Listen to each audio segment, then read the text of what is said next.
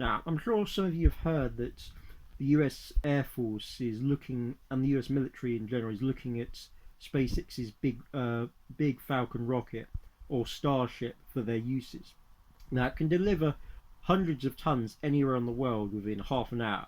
I mean, having it be disposable, it can supposedly carry uh, maybe a bit over about 250 tons, whereas for reuse it can carry 150 tons to orbit. However, it can probably carry more if it's not going to orbit, if it's simply landing in another country.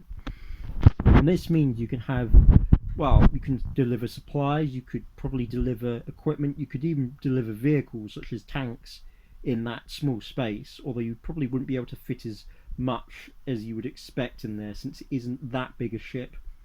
However, the tactical benefits of being able to deliver such amount of weight so fast, albeit for quite a cost, are not to be understated. I mean, previously speaking, you couldn't really safely transport things in rockets such as that, at least on Earth, and in a rapid time.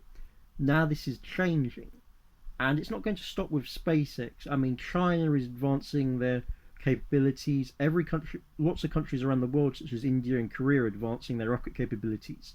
So I think it's quite likely that we're going to see a lot of what you'd think of as traditionally civilian rockets being used not for direct military purposes, but instead to funnel supplies or personnel or equipment to where they are needed extremely rapidly.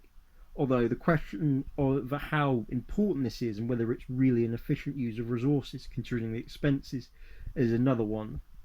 But I suppose we'll just have to wait and see.